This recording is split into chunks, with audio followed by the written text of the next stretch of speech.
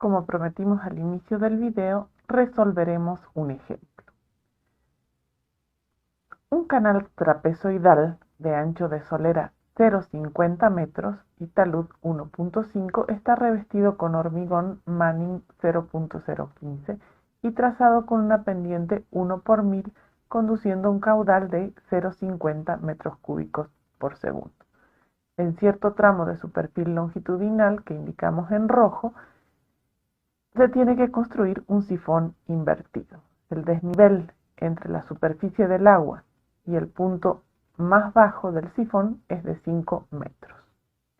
Supongamos este sentido de circulación en el sifón para un caudal establecido en el problema y sabemos que el canal en el ingreso como en la salida tiene forma trapecial.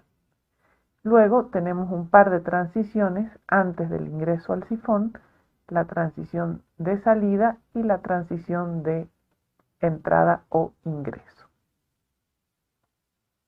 Y el conducto propiamente dicho, que es la zona de L1 más L2 más L3, que suman un total de 135,40 metros. Las partes del conducto de ingreso y salida están inclinadas a 45 grados. El ancho en la solera del canal al ingreso y la salida, nos dice el problema que es 0,50 metros. Y el talud de ese canal, tanto al ingreso como a la salida, es de 1,5. 1 en vertical, 1,5 en horizontal, tanto al ingreso como a la salida. 1,5. El nivel del agua a la salida y al ingreso está indicado en la figura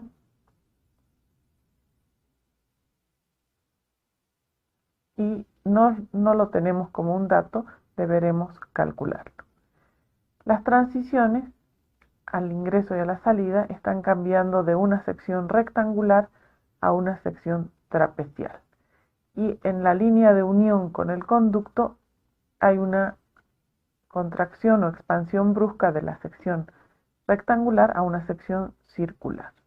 Tenemos además las cotas en el ingreso y en la salida, al principio y al final de cada transición, como datos del problema, y por supuesto teníamos la pendiente S del fondo o de la solera del canal, que estaba dada entre los datos. Esa pendiente es de 1 por 1000 metros sobre metros. Tenemos además el caudal, que es 0,50 metros cúbicos por segundo.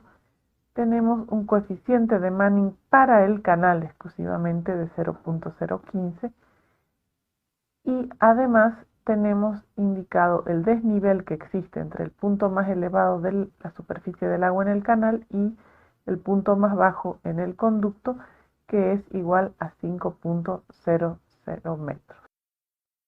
Nos piden hacer el diseño hidráulico de este sifón. Para calcular los parámetros hidráulicos en nuestro canal, utilizaremos la aplicación Hidral de manera de agilizar la resolución de esta parte del problema.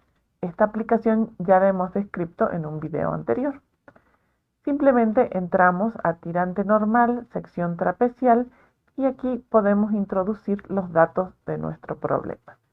Tanto el caudal, que es de 0,50 metros cúbicos por segundo, la solera 0,50 metros, el talud 1,5, coeficiente de Manning o rugosidad de 0,015 y pendiente 0,001. Apretamos el botón calcular y tenemos todos los parámetros hidráulicos calculados: tirante normal, área hidráulica, etc., incluido el espejo de agua 1,9318 metros que utilizaremos más adelante. Verificamos que tanto la velocidad como el FRUD se encuentren dentro de rangos adecuados, la velocidad mayor a la mínima, que es de 0,60 metros por segundo, y el FRUD alejado de la unidad, alejado del régimen crítico. El dimensionado hidráulico del sifón consiste básicamente en determinar el diámetro del conducto, o principalmente en determinar el diámetro del conducto. Eso es algo que vamos a hacer por aproximaciones sucesivas, es decir, vamos a adoptar un diámetro y vamos a verificar si cumple las condiciones de escurrimiento, si la energía disponible es mayor que la necesaria para cada diámetro que elijamos. Pero para comenzar por alguna parte, lo que haremos será predimensionar el conducto en base a un parámetro que es la velocidad de autolimpieza. Máximo Billon recomienda que esta velocidad de autolimpieza para sifones grandes esté comprendida entre 2 y 3 metros por segundo. Es decir, en el conducto la velocidad existente sea de 2 a 3 metros por segundo. Entonces adoptamos para el predimensionado un valor intermedio que será de 2.5 metros por segundo y determino a partir de esa velocidad el diámetro necesario. De la ecuación de continuidad, caudal igual a velocidad por área, puedo despejar el área como caudal sobre velocidad. El caudal de 0,50 metros cúbicos por segundo y la velocidad de 2.50 se traducirán en un área de 0,20 metros cuadrados. A partir de la fórmula del área para una sección circular, si voy a elegir un sifón con esa sección circular de tubería, puedo determinar el diámetro de esa tubería, que resultará igual a 4 veces el área sobre pi raíz cuadrada. Ese diámetro resulta igual a 0,505 metros.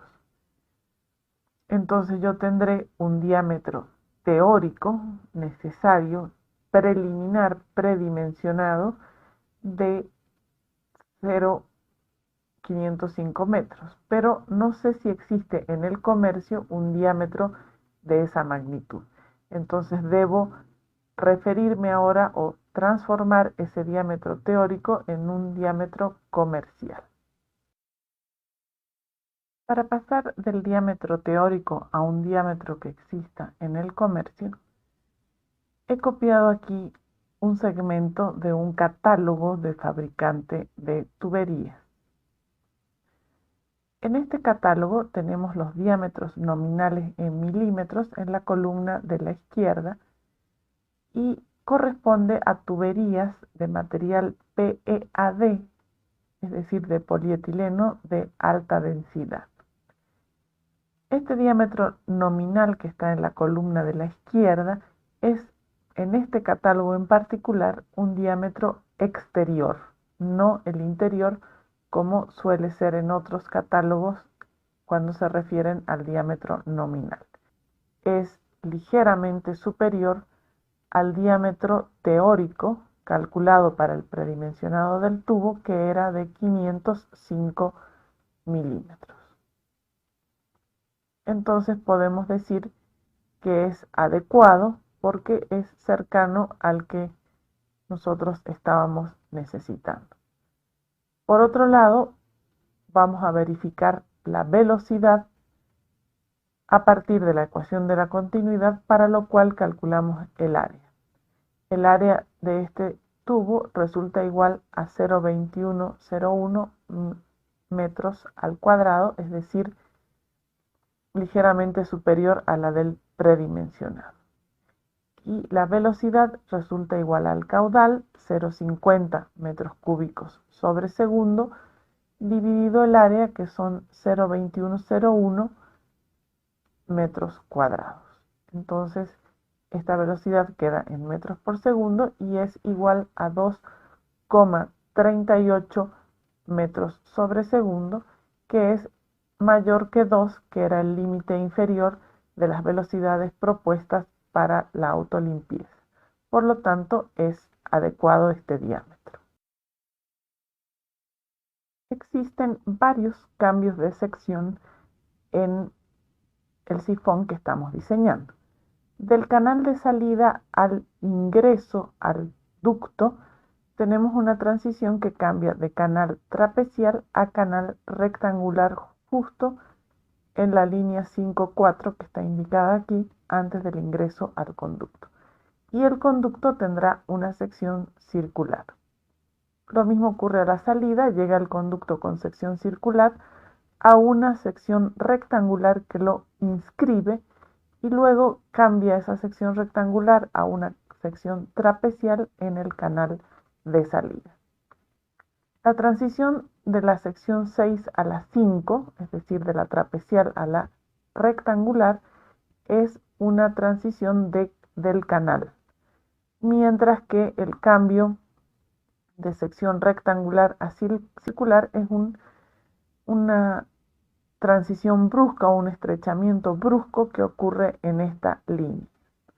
Se podría construir en un sifón una transición interior, es decir, comenzar el ducto con un cuadrado y realizar la transformación interior a un ducto circular.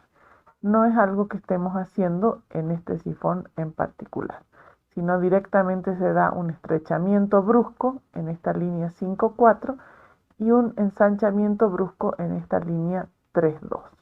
Lo que vamos a diseñar son las transiciones en el canal justo al ingreso y a la salida del sifón. Como diseño de la transición, lo que haremos será determinar su longitud.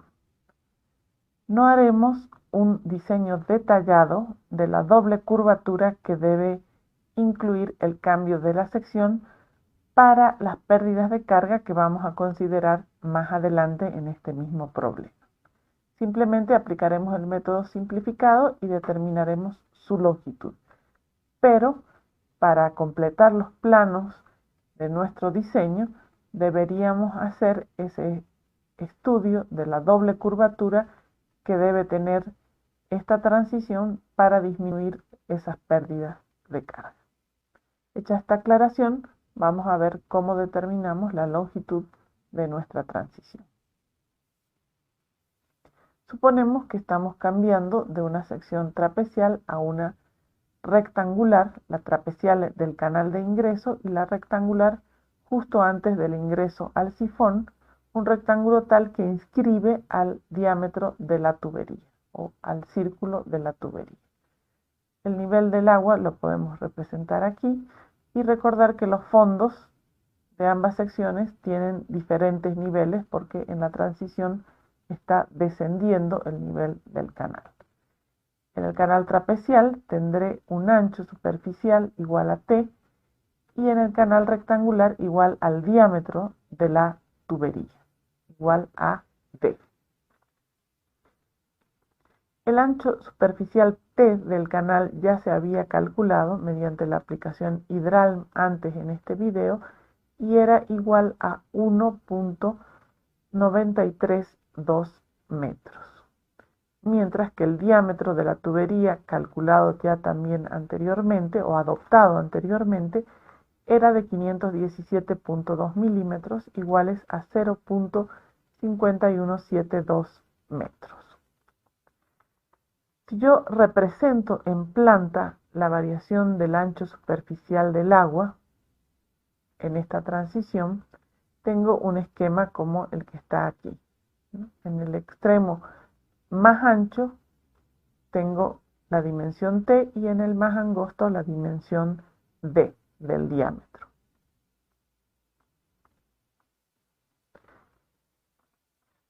Puedo yo marcar dos líneas horizontales en esta planta que me permiten visualizar la variación de ese ancho.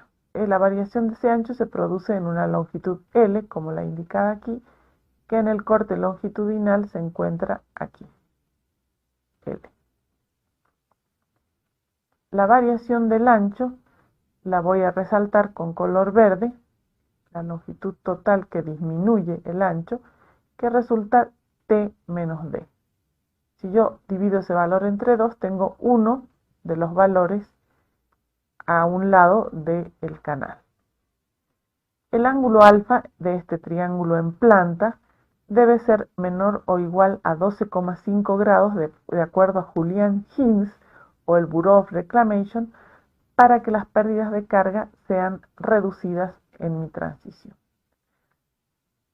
De cada uno de estos triángulos rectángulos, por definición de tangente, yo puedo encontrar una fórmula a partir de la cual pueda calcular L, que viene siendo la longitud de mi transición. L entonces será igual a esta expresión que tenemos aquí, y realizando las operaciones llegaré a una longitud de mi transición de 3,20 metros, tanto para la transición de entrada como para la transición de salida. Otro elemento que vamos a calcular de la transición es el ángulo delta de inclinación del fondo de la solera. A este ángulo lo denominamos delta y lo calcularemos como la tangente inversa del desnivel existente entre el inicio y el final de la transición en la solera dividido la longitud de la transición. Esta longitud ya fue calculada y resultaba igual a 3,20 metros. Es así que el ángulo de inclinación de la solera del canal en la transición resulta igual a 17,35 grados.